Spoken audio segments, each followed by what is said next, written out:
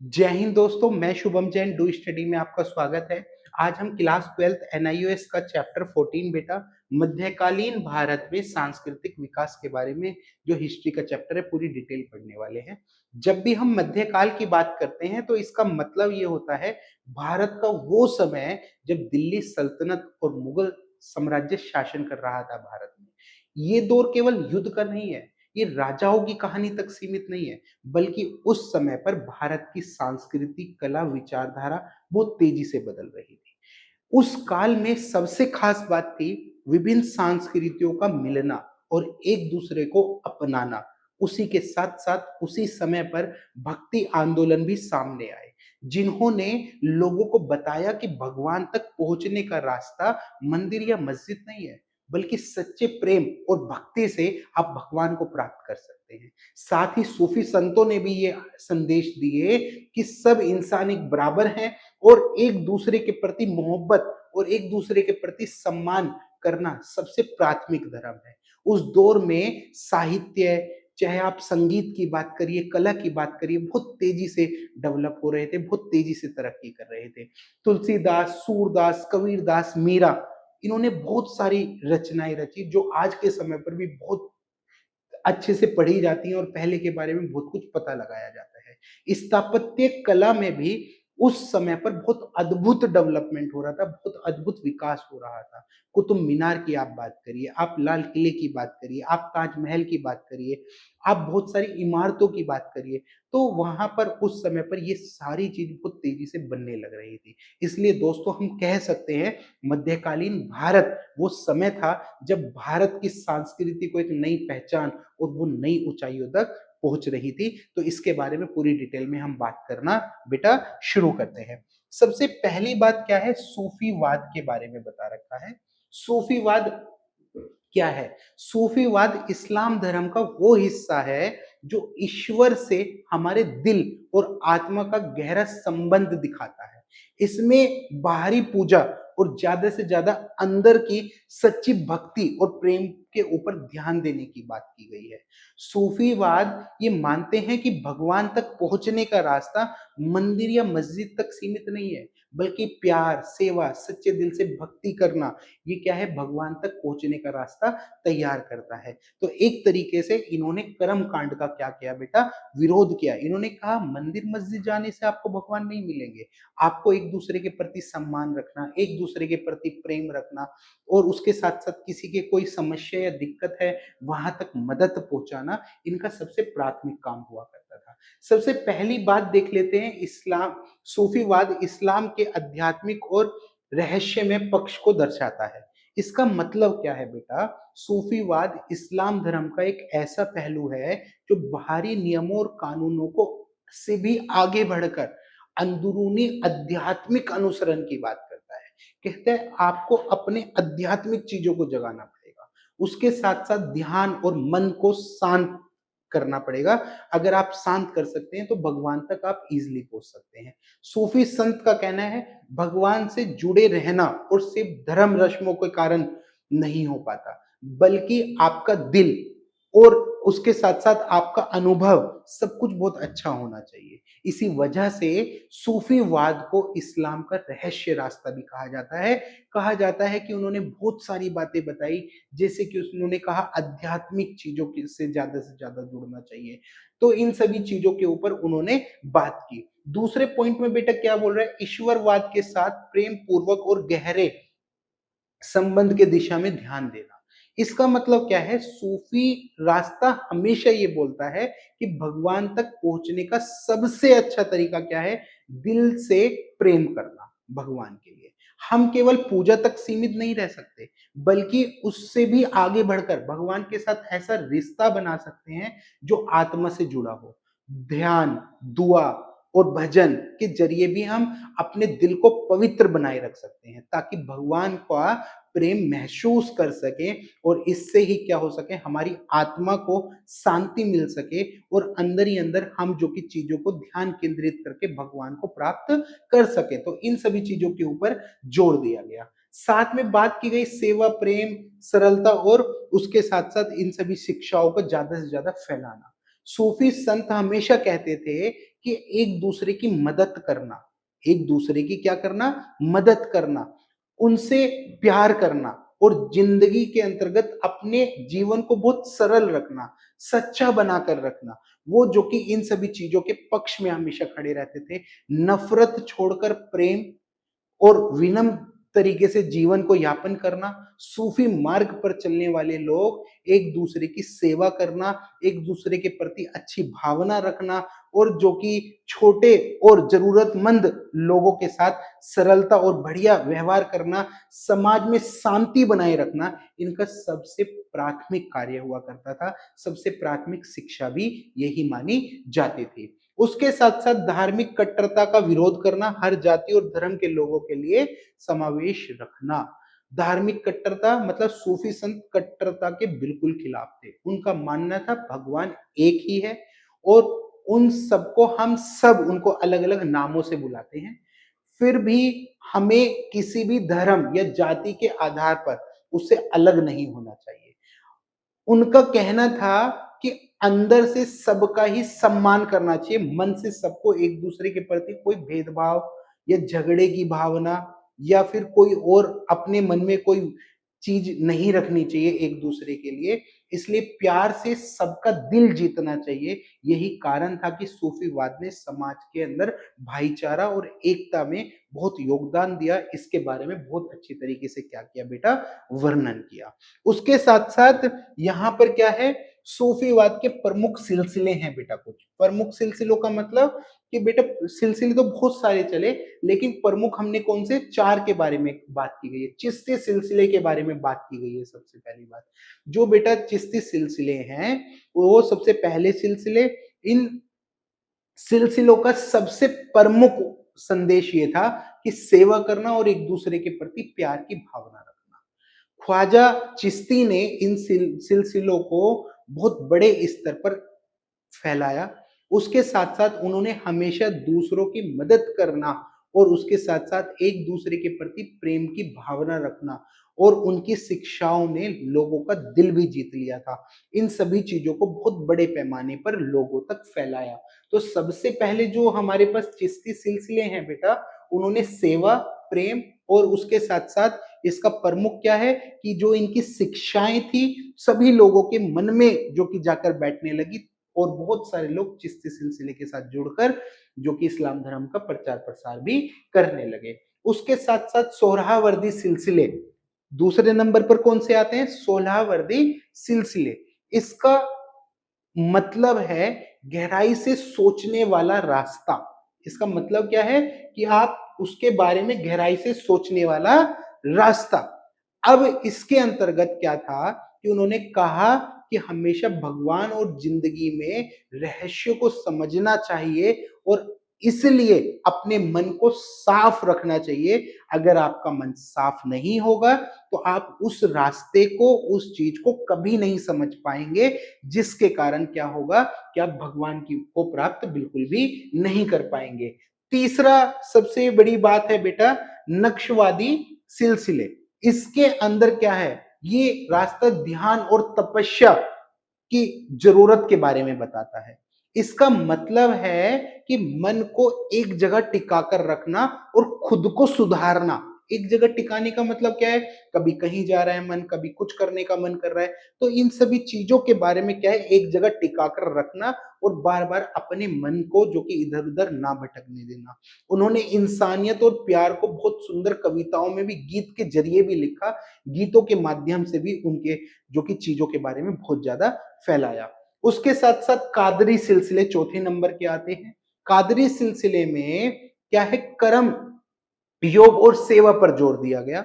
इसके अंतर्गत कहा गया भगवान तक पहुंचने के लिए अच्छे कर्म करने होंगे, साथ ही समाज की सेवा भी करनी होगी। अगर आप समाज की सेवा नहीं करेंगे और आपके कर्म अच्छे नहीं होंगे तो आप भगवान के पास तक पहुंचने का रास्ता किसी भी कीमत पर नहीं पहुंचा सकते, नहीं बना सकते। लोक सेवा के ऊपर सबसे ज्यादा क्या किया गया बेटा, इसके अंतर्गत जोर दिया गया। तो ये प्रमुख चार सिलसिले हैं। इससे रिलेटेड क्वेश्चन भी आ जाता है कि सूफीवाद के प्रमुख सिलसिलों के बारे में आप वर्णन कीजिए। तो आप ये चारों पॉइंट लिख सकते हैं। किसी एक के बारे में भी पूछ सकता है, तो एक के बारे में पूछे तो आप एक के बारे में एक्सप्लेन कर देंगे बेटा, और चारों के बारे में पूछते हैं, अगर सिलसिलों के बारे में पूछते हैं तो आप ये यहाँ पर जो कि एक्सप्लेनेशन कर देंगे। उसके बाद बेटा देखते हैं सूफीवाद और सामाजिक प्रभाव। सूफीवाद का समाज के ऊपर क्या प्रभाव पड़ा। मुस्लिम और गैर मुस्लिम में सहनशीलता बढ़ने लगी। सूफीवाद ने मुसलमानों और गैर मुसलमानों में भी सहनशीलता यानी समझदारी और एक दूसरे धर्म का सम्मान करना बढ़ने लगा, क्योंकि सबसे प्रमुख शिक्षा क्या थी, सिलसिले जब चलाए गए तो एक दूसरे प्रति जो सम्मान है धर्म का वो करना चाहिए। तो जब एक दूसरे का सहनशीलता बढ़ने लगी, सम्मान बढ़ने लगा, तो एक दूसरे के प्रति जो कि प्यार की और उसके साथ साथ जो कि व्यवस्था एक स्थापित होने लगी। सूफी संतों ने सिखाया चाहे कोई भी किसी भी धर्म का हो, हम इंसान हैं। चाहे आप किसी भी धर्म के हो, सर्वप्रथम सबसे पहले क्या है, आप एक इंसान हैं। एक दूसरे के साथ प्यार और सम्मान के साथ रहना चाहिए। इससे हिंदू और मुस्लिम दोनों समुदाय के बीच में भाईचारा और मेलजोल बढ़ेगा, और जिससे कि एक व्यवस्था स्थापित हो पाएगी और एक दूसरे के प्रति सब लोग क्या है, बुरे समय पर सब लोग खड़े हो पाएंगे। दरगाहों के माध्यम से सामाजिक स्तर को बढ़ाना, समाज के अंतर्गत चीजों को बताना। सूफीवाद ने दरगाहों यानी सूफी संतों ने मकानों और पूजा स्थलों ने अलग अलग लोगों को एक साथ काम करने के लिए मजबूर कर दिया। मजबूर का मतलब यहाँ पर एक दूसरे के साथ काम करने लगे वो लोग। जब हिंदू, मुस्लिम, सिख और अन्य सभी धर्म एक दूसरे लोगों के साथ बिना भेदभाव के इकट्ठा होकर दरगाहों ने समाज में एक मेलजोल स्थापित किया और एक दूसरे के प्रति वो मदद करने लगे, तो क्या हुआ कि वहां पर चाहे वो हिंदू हो, चाहे वो सिख हो, चाहे वो मुस्लिम हो, एक दूसरे का सब लोग सहयोग करने लगे। तो क्या हुआ, मेल जोल बढ़ने लगा वहां पर। जब ये मेल जोल बढ़ा समाज के अंतर्गत, तो क्या हुआ, धीरे धीरे जो कि एक तरीके से, एक व्यवस्थित तरीके से जो कि एक दूसरे के प्रति सब कुछ कार्य करने लगे। कव्वाली और सूफी काव्य को बहुत ज्यादा लोकप्रियता मिली, इस बारे में तो आप लोगों को पहले से भी पता होगा। सूफी संगीत, खासकर कव्वाली बहुत लोकप्रिय होती है, आज के समय पर भी बहुत लोग सुनना पसंद करते हैं। इन संगीतों में सूफी संतों ने प्यार, भक्ति और ईश्वर के संदेश को बहुत सुंदर गीतों के जरिए लोगों तक पहुंचाना शुरू किया। कव्वाली ने तो लोगों के दिल को छू लिया था, और इसी के कारण हर वर्ग के लोग इसको सुनना पसंद करते थे, और एकता और प्रेम धीरे धीरे समाज के अंदर बढ़ने लगा। तो जिसके कारण ऐसा कहा गया कि यहाँ पर जो कि लोगों के अंदर वो लोग जो कि इन सभी चीजों को धीरे धीरे करके अपनाने लगे बेटा। धार्मिक कट्टरता कम करना और जनमत में सरलता स्थापित करना। सूफीवाद ने धार्मिक कट्टरवाद को बहुत कम करने की कोशिश की, लोगों के बीच में एक दूसरे के धर्म के प्रति सम्मान और एक अच्छी भावना को बढ़ाने की कोशिश की। लोगों ने एक दूसरे के धर्म और जाति का, और जो सोचते थे वो अपने धर्म के बारे में, उसके बारे में सबने एक दूसरे का सम्मान करना शुरू किया, जिसके कारण समाज के अंदर भाईचारा स्थापित हुआ, एक अच्छा वातावरण बना, और इसलिए ऐसा कहा जाता है कि एक तरीके से सब लोग एक साथ मिलजुल कर रहने लगे, और इस्लाम धर्म का बहुत तेजी से प्रचार प्रसार भी बढ़ने लगा। थोड़ा आगे देख लेते हैं बेटा। आगे क्या है, भक्ति आंदोलन की व्याख्या के बारे में बात की गई है। सबसे पहला पॉइंट बेटा बोल रहा है, भक्ति एक धार्मिक आंदोलन है जिसमें ईश्वर के प्रति प्रेम और समर्पण होना चाहिए। मतलब क्या है, सबसे पहली बात में ये क्या बोल रहा है, भक्ति एक धार्मिक आंदोलन है, धर्म से रिलेटेड है। दूसरी बात, जिसमें ईश्वर के प्रति प्रेम और समर्पण की भावना होनी चाहिए। भक्ति आंदोलन एक रिलीजियन मतलब धर्म से रिलेटेड एक आंदोलन है बेटा, जिसमें लोगों ने भगवान के प्रति अपने पूरे दिल से, प्रेम से अपने आप को समर्पण करना शुरू कर दिया, अपने आप को भगवान के प्रति समर्पित करना शुरू कर दिया। इन आंदोलनों का सबसे बड़ा मकसद था भगवान से जुड़ाव, और पूजा अर्चना तक ही सीमित नहीं है। अगर आपको भगवान से जुड़ना है तो खाली पूजा पाठ ही नहीं करना है, बल्कि अपने मन पर, अपनी भावनाओं पर, सब चीजों को भगवान के लिए समर्पित करना है, भगवान से एक गहरा रिश्ता स्थापित करना है। सचमुच की भक्ति इंसान के अपने दिल से जो कि शुरू होती है, और भगवान के पास तक वो पहुंचती है। और उनको पहुंचने के लिए सर्वप्रथम सबसे पहले बोला गया इंसानियत को अपने अंदर जन्म देना पड़ेगा। उसके बाद बेटा सामाजिक प्रथाओं के खिलाफ आंदोलन किए गए, जातिवादी, रूढ़िवादी, इन सभी चीजों से रिलेटेड बात की गई। क्या भक्ति आंदोलन ने समाज को पूरी तरीके से गलत प्रथाओं के खिलाफ आवाज उठाना शुरू कर दिया। पूरी तरीके से खत्म तो नहीं हुआ, आज तक भी खत्म नहीं हुआ, लेकिन वहां से क्या हुआ, आवाज उठने लगी कि भाई ऐसा करना चाहिए या ऐसा नहीं करना चाहिए। इन सभी चीजों से रिलेटेड लोगों को समझ में आने लगा क्या चीजें गलत हैं और क्या चीजें सही हैं। जैसे कि जाति व्यवस्था, रूढ़िवाद, अत्याचार को मानने से मना कर देना, ये सब कुछ चीजें हमें सिखाई गई कि व्यक्ति चाहे किसी भी जाति या किसी भी वर्ग का हो, भगवान के सामने सब एक बराबर होते हैं, चाहे वो ऊंची जाति का हो चाहे वो नीची जाति का हो, सब लोग एक बराबर होंगे। इस प्रकार भक्ति आंदोलन ने समानता और भाईचारे को बढ़ाना धीरे धीरे क्या कर दिया बेटा, समाज के अंदर शुरू कर दिया। दूसरी बात, दो प्रमुख निर्गुण और सर्वगुण, इसके बारे में बात की गई है। सर्वगुण और निर्गुण के बारे में सबसे पहले हम बात कर लेते हैं बेटा, जो कि निर्गुण के बारे में। निर्गुण के अंतर्गत भगवान को निरंकार यानी भगवान का कोई एक रूप नहीं माना जाता। कहा जाता है भगवान बहुत बड़े हैं, विशाल हैं, जिनको आप देख नहीं सकते। ये भक्ति ये मानी जाती है कि भगवान को कोई रंग नहीं है, कोई रूप नहीं है, कोई जात नहीं है, कोई पात नहीं है। ये मतलब भगवान सब जगह पर है, एक स्थिर नहीं है कि भाई आपको यहां जाना है यहीं पे आपको भगवान मिलेंगे। जो कबीर और उसके साथ साथ और भी बहुत सारे जो कवि हुआ करते थे, उन्होंने बहुत सारी बात कही। वो कहते हैं कि हमें भगवान के दिल से प्रेम करना चाहिए, हमें दिल से क्या करना चाहिए, प्रेम करना चाहिए, ना कि बाहरी रूप का। मतलब मंदिर में जाके हम पूजा अर्चना कर रहे हैं ऐसा नहीं करना चाहिए, हमें अपने मन से प्रेम की भावना रखनी चाहिए, एक दूसरे के प्रति सम्मान रखना चाहिए। ये सारा कुछ मन में होना चाहिए, ना कि दिखावा होना चाहिए। तो निर्गुण वाले लोग क्या कहते हैं, दिखावा नहीं करना है, हर एक जगह भगवान है। लेकिन जो सर्वगुण है, ईश्वर का एक आकार मानते हैं ये लोग। क्या मानते हैं, भगवान को एक आकार है, जैसे कि राम, भगवान श्री कृष्ण, भगवान शिव, दुर्गा, बहुत सारे जो हम पूजा अर्चना करते हैं तो उनके क्या है बेटा, एक आकार है। ये भक्ति भगवान के रूप में लीलाओं को, जो कि गुणों को याद करने की होती है।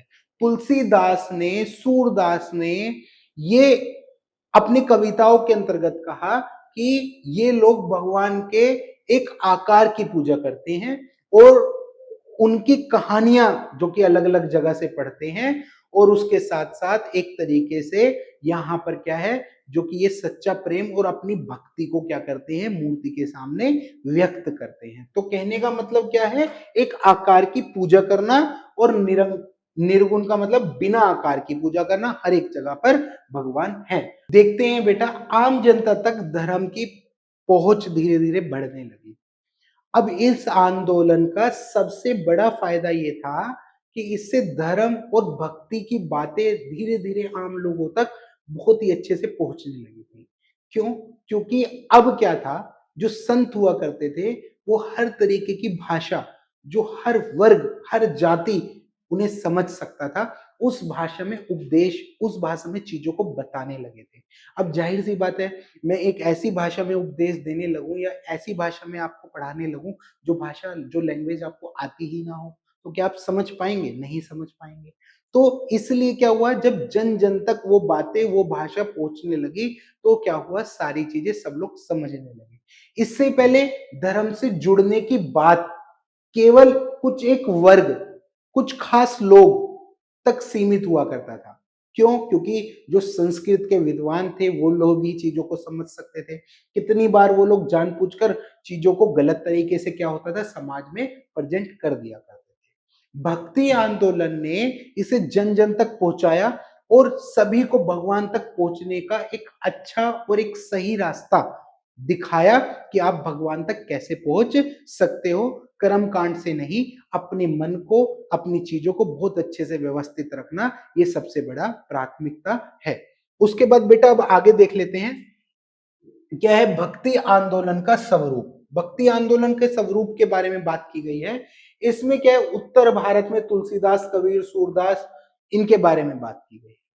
क्या है बेटा, सबसे बड़ी चीज क्या है कि उत्तर भारत में भक्ति आंदोलन की नींव जन जन की भाषा हिंदी में रखी गई।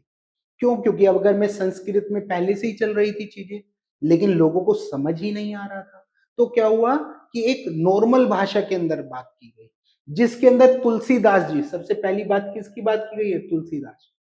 तुलसीदास जी ने रामचरित्र मानस लिखी, जिसमें भगवान राम की कहानी बताई कि आम लोगों तक पहुंची। उन्होंने कहा कि वो सिर्फ एक राजा तक सीमित नहीं है भगवान राम, बल्कि वो एक आदर्श इंसान है, उनके आदर्श बहुत बड़े हैं।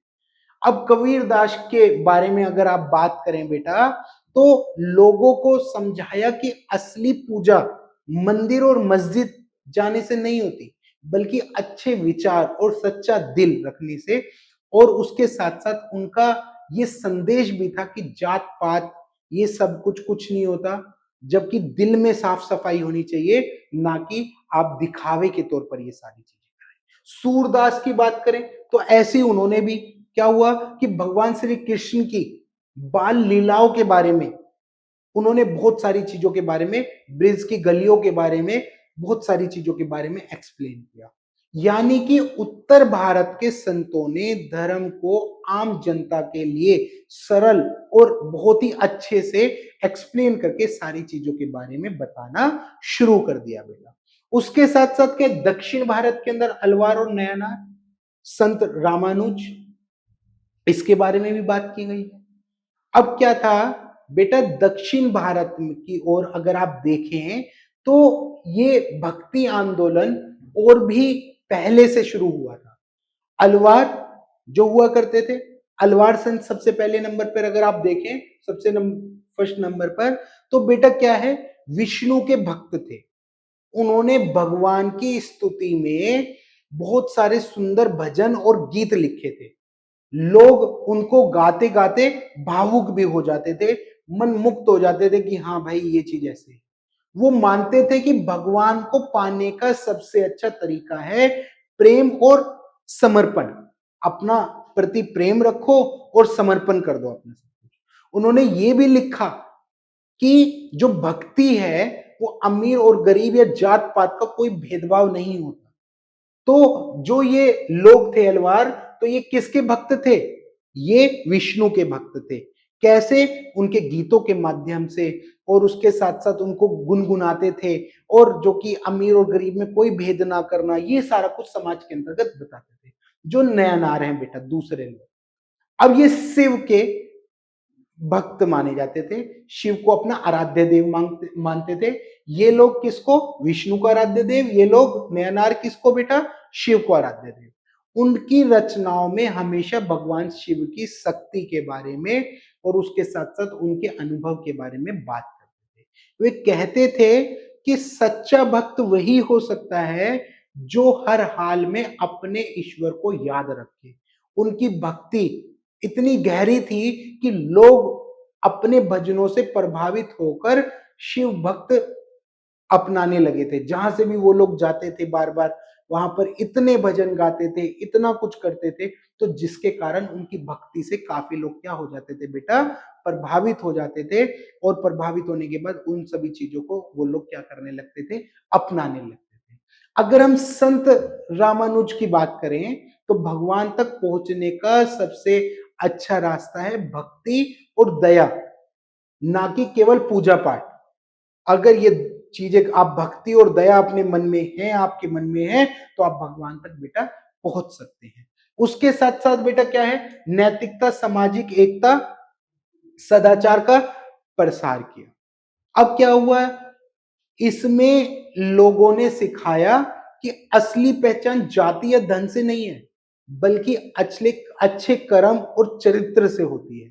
संत ने अमीर गरीब ऊंच नीच सबको एक ही नजर से देखना सिखाया, कि कोई भी व्यक्ति ना बड़ा है ना छोटा है, सब लोग एक समान है। समाज में भाईचारा, समानता, सहनशीलता की भावना धीरे धीरे फैलने लगी। लोगों ने सीखा कि अच्छे इंसान बनने के लिए जो कि हमेशा सदाचार अपनाना चाहिए, हमेशा सादा जीवन अपनाना चाहिए और एक दूसरे की मदद करनी चाहिए, सच्चे बोल बोलने चाहिए, बड़ों का सम्मान करना चाहिए। अब इन सभी चीजों के आधार पर उन्होंने एक दूसरे के प्रति सम्मान, एक दूसरे से जुड़ना उन्होंने धीरे धीरे क्या करा बेटा, शुरू किया। उसके साथ साथ अब आगे देख लेते हैं कि यहां पर साहित्य और भाषा का धीरे धीरे विकास होने लगा। क्षेत्रीय भाषाएं, सबसे पहले क्षेत्रीय बहुत सारी भाषाएं थी। आप जैसे देख ही रहे होंगे, ब्रज की, पंजाबी की, बंगाली की, कश्मीरी, मराठी, बहुत सारी भाषाएं हैं। तो सबसे मेन बात क्या है, क्षेत्रीय भाषाएं।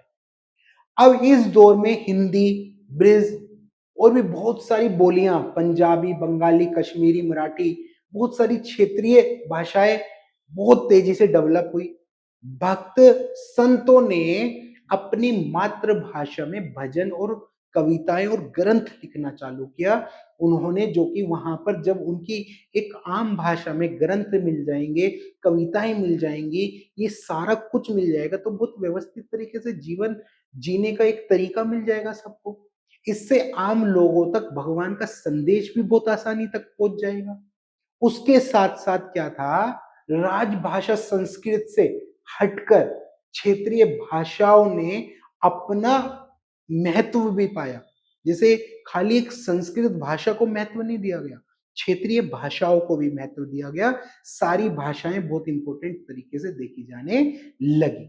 उसके साथ साथ क्या है बेटा, यहां पर प्रमुख ग्रंथ रामचरितमानस, सूरदास, गुरु ग्रंथ साहिब, बहुत सारे ग्रंथ हैं। उस दौर में बहुत सारे ग्रंथ, तुलसीदास ने रामचरितमानस, सूरदास के भजनों का संग्रह जो कि सूर सागर में, सिख के गुरु ग्रंथ साहिब भी बहुत सारे शामिल हुए। ये ग्रंथ सभी के लिए बहुत सरल भाषा में थे, जिससे भक्ति सभी तक पहुंच सकती थी। इन ग्रंथों को धार्मिक और सांस्कृतिक जीवन के तौर पर देखा गया और बहुत सारे प्रभाव भी डाले, जिसके कारण लोग बाग इन सभी जगह पर, इन सभी चीजों के आधार पर एक दूसरे से जुड़ना भी उन्होंने शुरू कर दिया। बेटा तीसरा पॉइंट क्या है, फारसी और अरबी साहित्य का धीरे धीरे बहुत तेजी से बढ़ता योगदान। अब क्या हुआ, भक्ति और सूफी आंदोलन के दौर में फारसी और अरबी साहित्य ने भी भारतीय संस्कृति में बहुत डेवलपमेंट किए, बहुत तेजी से विकास किए। सूफी संतों ने फारसी और अरबी में भी भक्ति गीत और कविताओं की बहुत सारी रचना की। इससे हमारे साहित्य परंपरा को एक नया रंग मिल गया, क्योंकि बहुत सारे लोगों को अरबी भाषा, फारसी भाषा, इन सभी चीजों के बारे में, जो कि वो लोग इन सभी चीजों के बारे में जानना और चीजों को समझना उन्होंने शुरू कर दिया। लोकगीत, भजन और सूफी कविताओं का धीरे धीरे विकास हुआ। लोकगीत, भजन, सूफी कविताओं ने भी भक्ति भावनाओं को जन जन तक पहुंचाना शुरू किया। घर घर में ये गीत गाए जाने लगे और लोगों के मन को धीरे धीरे वो लोग छूने लगे। ये गीत भक्ति के संग संगीत का एक अद्भुत जो कि संगम देखने को मिलता है। इसी वजह से ऐसा कहा जाता है कि जब ये गीत सुनते थे और चीजें होती थी तो मन बहुत आनंद हो जाता था, जिसके कारण लोग बाग एक तरीके से क्या हुआ, अलग अलग तरीके के भजन और सूफी कविताओं को धीरे धीरे क्या होने लगा बेटा, उस समय पर डेवलपमेंट, विकास होने लगा। भाषा और साहित्य में दुनिया में क्रांति धीरे धीरे ला दी, क्योंकि एक आम भाषा में ग्रंथों को, चीजों को लिखा जाने लगा, जिसके कारण ऐसा कहा गया कि बहुत व्यवस्थित तरीके से चीजों को समझना आसान हो गया था।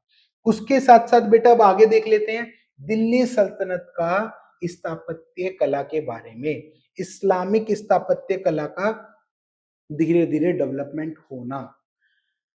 सल्तनत के समय भवन निर्माण में बहुत मजबूती और भव्य युग की शुरुआत हुई।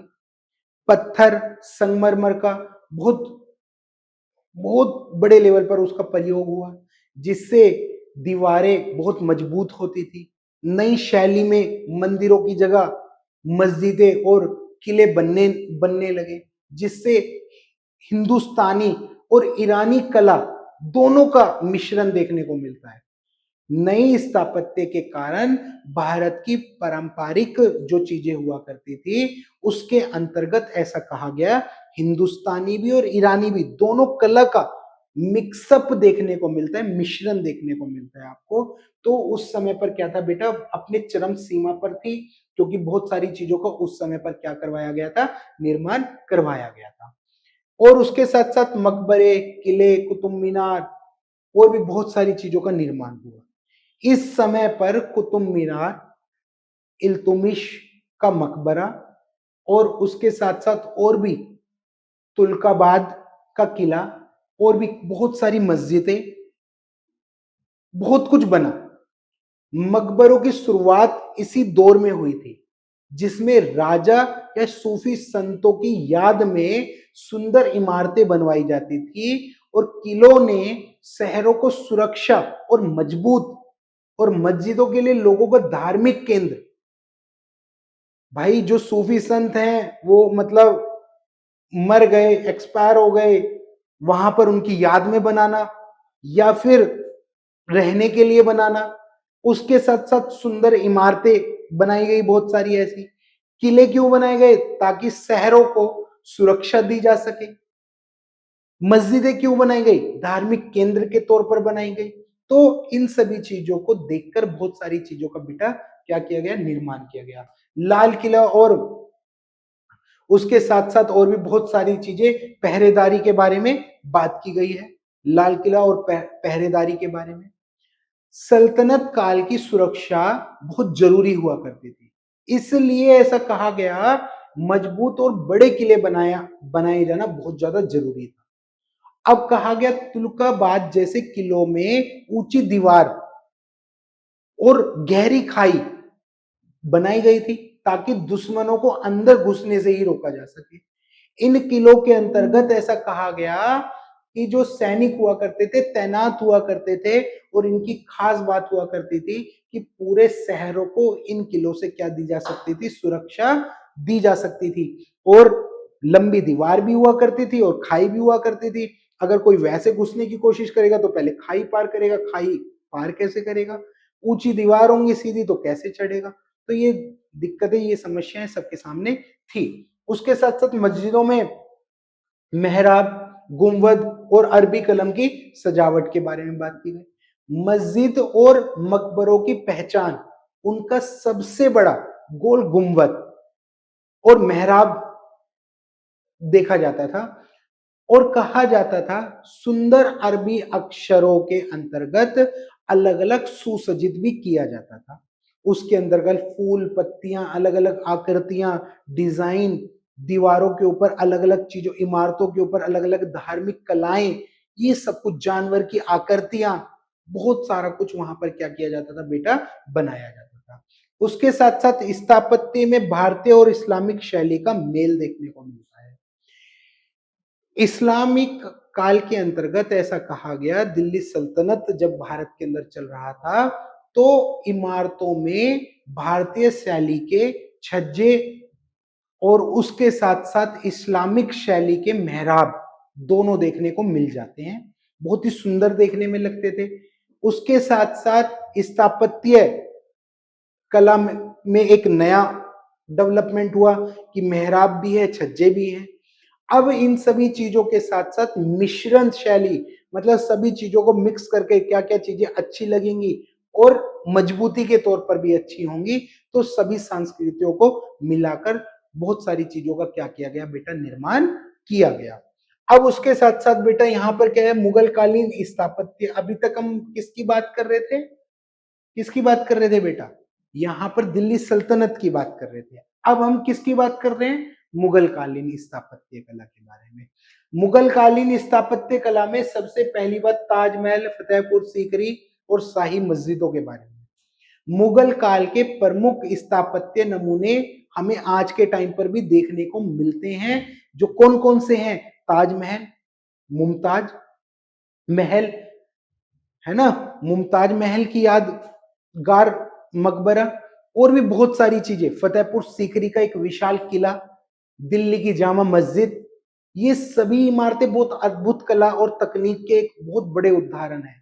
ताजमहल उस टाइम पर सफेद संगमरमर की नाजुक नक्काशी के लिए विश्व भर में प्रसिद्ध हुआ करता था। जबकि फतेहपुर सीकरी में अकबर ने शानदार महल, दीवारें और दरवाजे बहुत व्यवस्थित तरीके से बनवाए थे, जो इस्लामिक कला को पूरी तरीके से दर्शाने का काम करता है। उसके साथ साथ क्या विशाल गुंबद, सजावटी पत्थर और नक्काशियां की गई। मुगल वास्तुकला की सबसे खास बात, सबसे बड़ी पहचान हुआ करती थी कि बड़े बड़े गोल गुंबद हुआ करते थे, जो गोल आकार के हुआ करते थे और ये ऊंचे हुआ करते थे। इन गुंबदों के ऊपर बहुत ही सुंदर तरीके से पत्थरों को तराश कर नक्काशी की जाती थी। फूल पत्तियां और उसके साथ साथ अलग अलग चीजों के आधार पर इनको सजाया जाता था और सजाकर जो कि ये एक तरीके से बहुत ज्यादा निखर जाते थे। उसके साथ साथ बेटा यहाँ पर क्या है, बात की गई है बगीचे जल निकास प्रणाली के बारे में बात की गई है। बगीचे जल निकास व्यवस्था के बारे में और उसकी स्थापत्य कला के बारे में बात की गई है। मुगल काल में जो वहां के बहुत सारी चीजों के आधार पर बाग शैली देखी जाती है, जिसमें कहा जाता है बगीचे को 4 हिस्से में बांटकर पानी और नहर या तालाब बनाए गए थे। ये न केवल खूबसूरत लगता था, बहुत अच्छा लगता था, इसलिए भी था ताकि जल निकास प्रणाली जगह जगह पर जो ठंडा और अच्छा पानी है वो वहां तक पहुंच सके। बागवानी और जल व्यवस्था का भी एक अच्छा मेल देखने को मिलता है, क्योंकि अगर आपको अच्छे वहां पर बगीचे बागवानी रखनी है तो ये सारी व्यवस्था वहां पर आपको क्या होगी, करनी पड़ेगी। तो इस आधार पर मुगल काल ने अपना स्थापत्य को बनाया हुआ था बेटा। उसके बाद क्या है, क्षेत्रीय विविधताओं के साथ शाही शैली के बारे में, विकास के बारे में बात कर रहा है। मुगल काल ने भारत को अलग अलग हिस्से को स्थायी स्थापत्य शैली के आधार पर जो कि देखा। मुगल काल ने कहा कि जैसे उसकी राजधानी थी और देसी और फारसी शैली के अंतर्गत संगम देखने को मिला। इस तरीके से शाही और भव्य स्थापत्य शैली हमारे पास डेवलप होने लगी। इससे भारत में लोकप्रियता हुई और अकबर ने धीरे धीरे, जो अकबर से लेकर आपके पास शाहजहां तक अलग अलग शैली में लगातार निरंतर उसमें जो कि विस्तार होता गया। अब क्यों होता गया, क्योंकि बेटा यहाँ पर क्या हुआ कि शाही शैली के अंतर्गत बहुत ही सारी चीजों को बहुत व्यवस्थित तरीके से रखकर काम किया जाता था। उसके साथ साथ लाल पत्थर और संगमरमर का संयोजन के बारे में बात की गई है। मुगल काल के अंतर्गत वास्तुकला में लाल बलुआ पत्थर और सफेद संगमरमर का पत्थर देखने को मिलता है। कहा जाता है जैसे आगरा का लाल किला मुख्य रूप से वो लाल पत्थर का बना है, वही ताजमहल सफेद संगमरमर का अद्भुत नमूना देखने को मिल जाता है आपको। ये रंग जो हुआ करते थे, ये मेल इन इमारतों का अलग अलग आकर्षण का केंद्र था।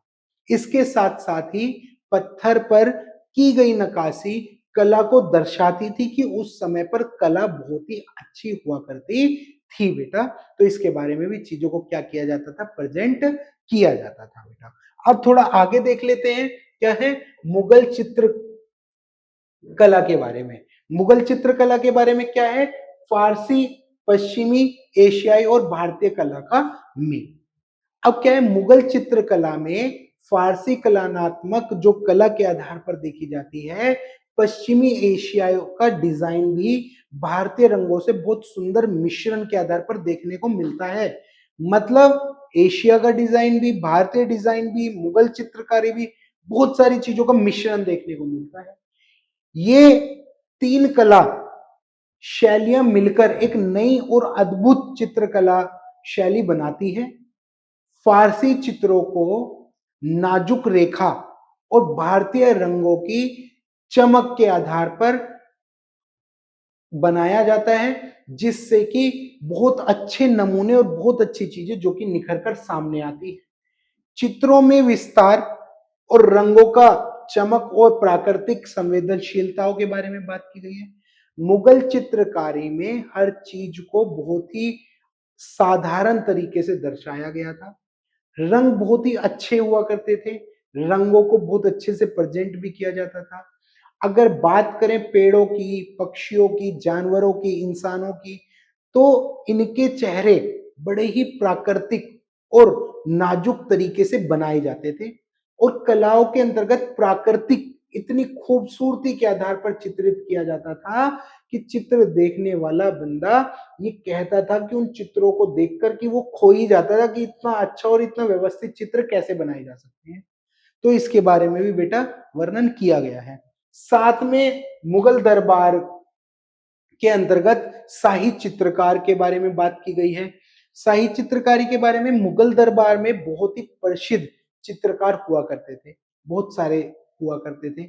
दरबार में बाबर जैसे शासक ने भी खुद भी तस्वीरें बनाई और दरबार के अंतर्गत चित्रकार शाही जीवन, युद्ध और प्रेम की कहानी को भी उसी चित्रकारी के आधार पर प्रेजेंट किया जाता था, जिसके अंदर चित्र बनाना और उसके साथ साथ उनकी नक्काशी करना, तस्वीर खाने में काम करते थे वो लोग और जिसके कारण क्या होता था कि अलग-अलग आकृतियों को, अलग-अलग चीजों के माध्यम से अलग-अलग कहानियों को भी दिखाया जाता था। साथ में राजपूत, पहाड़ी, उसके साथ-साथ यहाँ पर क्या है दक्कनी शैली के बारे में भी बताया गया।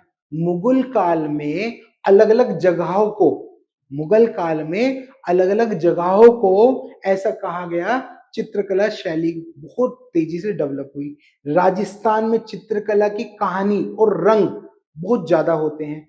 पहाड़ों के ऊपर सुंदर प्राकृतिक दृश्य बनाए जाते हैं, जिसमें ऐसा लगता है कि जीवन एकदम रंग बिरंगा हो गया है हमारा उनको देखते हैं।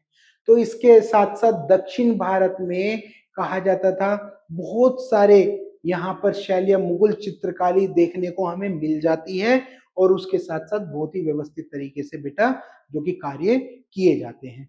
मुगल चित्रकला में प्रेम कहानियों की बड़ी खूबसूरती से दिखाया गया है, जैसे राजा रानी के प्यार के किस्से दरबार में उसको बहुत ही अच्छे से प्रेजेंट किया गया है।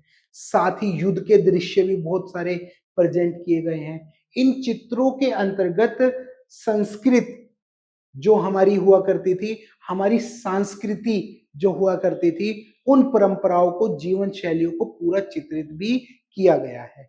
और उसके साथ साथ चित्रकला बहुत ही एक सरल रंगीन तरीके से आसान भाषा में चीजों को समझाने के लिए बहुत ज्यादा जरूरी भी होती है और मददगार भी बेटा होती है। उसके साथ साथ अब थोड़ा आगे देख लेते हैं। इसके अंदर क्या है अंकित शैलियां। इसमें क्या है मुगल शैली, सूक्ष्म विवरण, प्राकृतिक दृश्य, दरबारी जीवन। इसके अंतर्गत क्या है बेटा मुगल शैली की चित्रकला बहुत ही सूक्ष्म और बारीक होती थी, बहुत छोटी छोटी बहुत बारीक होती थी।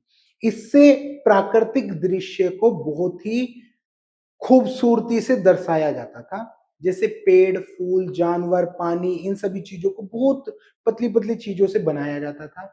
मुगल चित्रकला में दरबारी जीवन को, वो राजा को, महाराजा को बहुत ही अच्छे से झलक की तरीके से दिखाया जाता था। इस शैली के अंतर्गत रंगों की चमक बहुत ही बारीकी से रेखाएं खींच खींच कर और प्राकृतिक संवेदनशीलताएं बहुत ही खास हुआ करती थी, बहुत ही व्यवस्थित तरीके से बनाया जाता था। उसकी बात करें आप राजपूत शैली के बारे में। राजपूत शैली के अंतर्गत बेटा क्या बात की गई है, राजपूत चित्रकारी के अंतर्गत वीरता और शौर्य का प्रमुख रूप देखने को मिलता है, क्योंकि राजपूत मतलब आप समझ सकते हैं। अब जो मैंने वर्णन व्यवस्था के बारे में जो आपको बताया था, तो सेकंड नंबर पे क्षत्रिय बताया था, तो राजपूत किसके अंदर आ रहे हैं, क्षत्रिय के अंदर आ रहे हैं बेटा। तो यहाँ पर क्या शौर्य वीरता की चीजें देखने को मिल जाती हैं। इसमें युद्ध के दृश्य और उसके साथ साथ धार्मिक कहानियों को भी बड़े ही जोर शोर से बनाया जाता है। राजपूत चित्रों में रंग बहुत ही गहरे और तेज होते हैं, जो इनकी वीरता और उज्जवल इतिहास को दर्शाते हैं। और उसके साथ साथ धार्मिक चित्रों में देवी देवताओं की पारंपरिक कथाएं और उसके साथ साथ खूबसूरती, उजागर और जो मतलब प्राकृतिक सौंदर्य है, इन सभी चीजों के बारे में भी पूरा वर्णन करते हैं। फिर आती है आपके पास पहाड़ी शैली बेटा। पहाड़ी शैली मतलब पढ़ के भी समझ आ रहा होगा, प्राकृतिक सौंदर्य के बारे में सबसे इंपॉर्टेंट। पहाड़ी शैली की चित्रकला में प्राकृतिक सौंदर्य और लोक जीवन की झांकियां देखने को मिलती हैं। यहाँ पर चित्रों को पहाड़, नदी, जंगल और उसके साथ साथ ग्रामीण जीवन, इन सभी चीजों को बहुत ही व्यवस्थित तरीके से बनाया जाता था।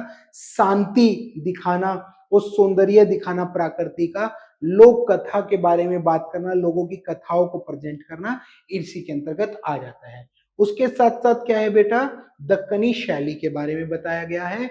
इस शैली में दक्षिण भारत के ईसाई और मुस्लिम संस्कृति का मिश्रण देखने को मिलता है। इसमें क्या होता है बेटा कि यहाँ पर रंगीनता खास होती है इसके अंतर्गत।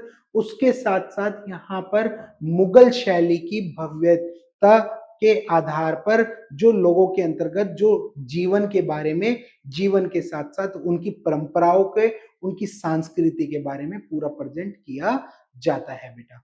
उसके साथ साथ अब थोड़ा आगे देख लेते हैं। थोड़े आगे क्या है, संगीत और नाटकीय कला के बारे में। संगीत और नाटकीय कला के बारे में मतलब नृत्य और संगीत के बारे में बात कर रहे हैं। उसके साथ साथ गजल, कवाली, उसके साथ साथ ठुमरी, इन सभी चीजों के बारे में बात की गई है। मुगल काल में संगीत को कई शैलियों में प्रचार किया गया था। आप बात करिए, बहुत सारी आधार पर उनको गाया गया था, जिसमें गंभीर संगीत भी हुआ करता था, पेश किया जाता था। उसके साथ साथ ख्याल में कलाकार अपने सोच के आधार पर सुरों को सजाते थे और वो बहुत लोकप्रियता मिलती थी उनको इन सभी चीजों के आधार पर।